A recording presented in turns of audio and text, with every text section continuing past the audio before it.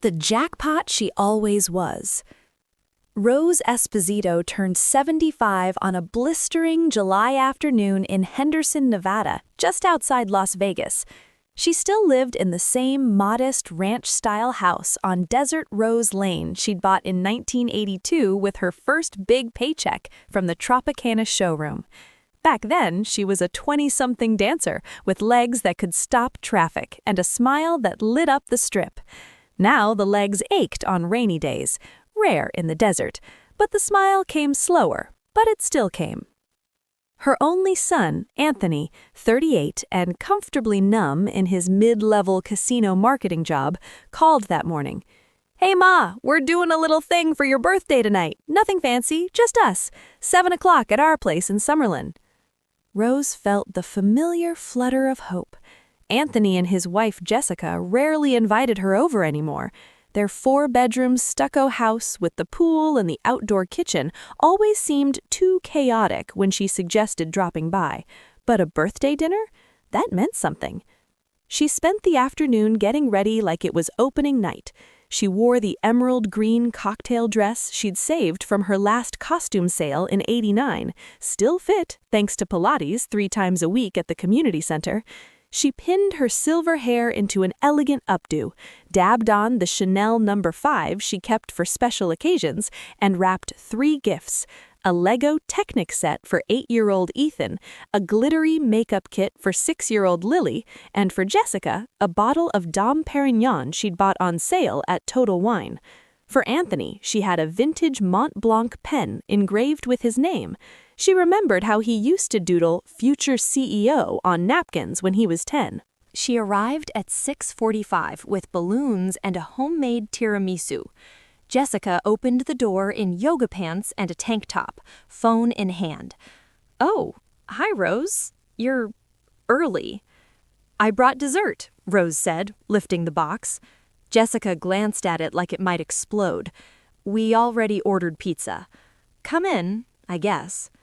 The living room smelled of chlorine and garlic knots. Ethan and Lily were glued to iPads on the sectional.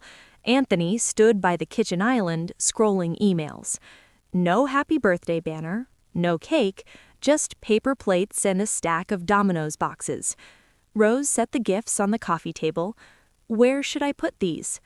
"Under the TV stand is fine," Jessica said without looking up. They ate in near silence except for the kids fighting over the last slice. After pizza, Jessica clapped her hands. "Okay, time for presents." Rose's heart lifted. She watched as the children tore into her gifts. Ethan barely glanced at the Lego set before asking for the iPad back. Lily squealed at the makeup, but immediately started swiping colors on the white couch. Jessica unwrapped the champagne, raised an eyebrow, and said, "Wow, fancy. We'll save it for something." Then Anthony cleared his throat. "Ma, we got you something too." He handed her a glossy tri-fold brochure. The cover showed smiling seniors playing shuffleboard under palm trees. "Silver Horizons Senior Living Community, Henderson's premier 55-plus independent and assisted option." Rose stared at the words. Assisted option. Jessica smiled brightly. "We thought it'd be perfect for you. They have bingo, movie nights, even a little casino room with slots. You'd have your own apartment, meals included. No more worrying about the house upkeep. And honestly, we could use the space. The kids need their own rooms for homework, and your calls every day are a lot." Anthony nodded. "You're not getting any younger, Ma. We're just being realistic. You can visit whenever. It's only 15 minutes away." Rose felt the room tilt. She looked at her grandchildren. Lily was now drawing lipstick mustaches on Ethan's action figure. Neither looked up. "Visit," she said softly. "Yeah," Jessica said, laughing lightly. "Like, we don't want you to feel abandoned or anything. It's just boundaries, modern family stuff." Rose set the brochure on the table next to her untouched tiramisu. "I see. Anthony reached over and patted her knee like she was a child.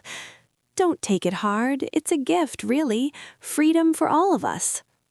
Rose stood slowly. Her knees protested, but her voice did not. "I think I'll head home now."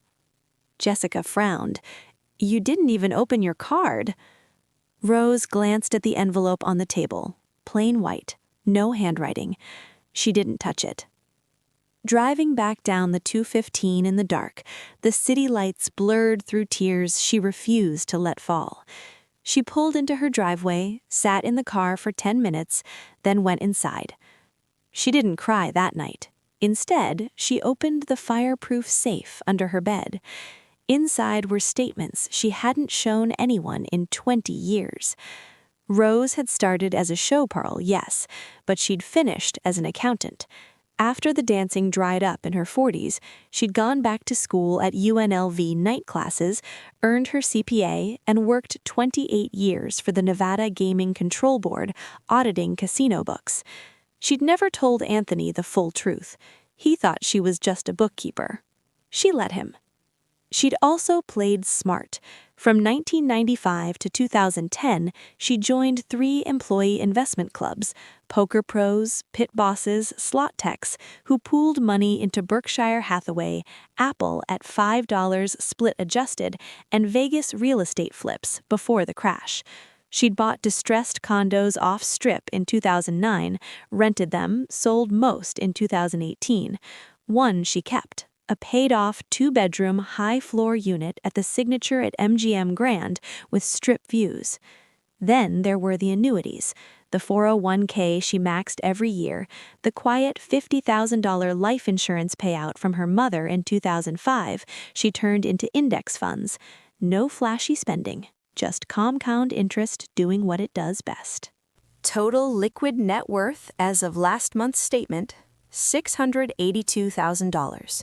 Plus the condo now appraised at $940,000, and a small pension that would kick in at 76. She had never once asked Anthony for a dime, but over the years she had quietly paid off his student loans after college, $42,000, given Jessica $18,000 for her Etsy boutique startup that folded in 6 months, covered the $22,000 gap when Anthony's car got repossessed in 2019, sent $800 a month for groceries and extras since Ethan was born, co-signed the Summerlin mortgage. They never asked her to remove herself. She calculated at once, roughly $310,000 over 15 years. And tonight, they'd handed her a senior home brochure like she was expired milk. Rose picked up her phone and made 3 calls. First, to her financial advisor at Fidelity. Freeze all automatic transfers to Anthony Esposito's linked account, effective immediately. Second, to her estate attorney. I want a new will drafted tomorrow. Everything, condo, investments, pension survivor benefits, goes to the Nevada Senior Citizens Fund and a scholarship for women over 40 returning to college. Grandkids get nothing until 25, and only if they initiate contact without prompting. Third, to the concierge at the Signature. I'd like to move in permanently starting next week. Full furniture package, please, and book the rooftop cabana for Friday night. Friday evening, Rose checked in. She wore a cream silk pantsuit, gold hoop earrings, and red lipstick. The bellhop carried her 2 Louis Vuitton suitcases. Another secret, she'd bought them in 2007 and never used them. Her new unit smelled of fresh linen and possibility. Floor-to-ceiling windows overlooked the Bellagio fountains dancing in pink and blue. She poured herself a glass of the same Dom Perignon she'd given Jessica, stepped onto the balcony, and watched the city glitter. Then she opened Instagram, her first post in 7 years. A selfie. Rose at the balcony railing, city lights haloing her silver hair, glass raised. Caption: moved into my forever home today. No more boundaries needed. Turns out I was the jackpot all along. Diamond/slot machine. #VegasBaby, better late than never. She tagged Anthony and Jessica. Within an hour, the comments exploded from old showgirl friends, former co-workers, even strangers. Queen, you go girl, icon behavior. Anthony texted at 10:14 p.m. Ma, what the hell is this? Where are you? Rose typed back once. Exactly where you suggested I go. Somewhere with people my own speed. The bank of mom is closed, permanently. Enjoy the mortgage. She blocked his number. Jessica tried calling from 3 different phones over the weekend. Rose let them go to voicemail. Monday morning, her attorney confirmed, co-signed mortgage still in her name. She could call it due if she wanted. She didn't, for now. Let them sweat the payments without her $800 cushion. Rose Esposito spent her first full week exploring. She played $5 blackjack at the Signature Bar, won $380, tipped the dealer $100. She joined a seniors poker league at the Orleans, cleaned up 3 nights in a row. She booked tickets to Cirque du Soleil's O and cried happy tears during the water scenes, remembering her own spotlight days. She met a widower named Frank at the pool, 78, retired Air Force, terrible at craps but excellent at conversation. They had coffee, no pressure, just company. One evening, she sat at a high-limit poker table in a private salon at Bellagio, $25 to $50 blinds. She wore her emerald dress again. The dealer recognized her from the old days. Rose Esposito? No way! You still got it. She smiled, slow and sure. Darlin', I always did. She cashed out $4,200 ahead.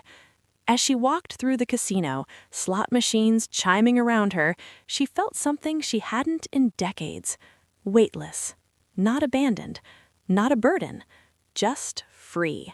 And very, very rich in every way that mattered. Rose Esposito didn't need the lights anymore. She was the light. The end.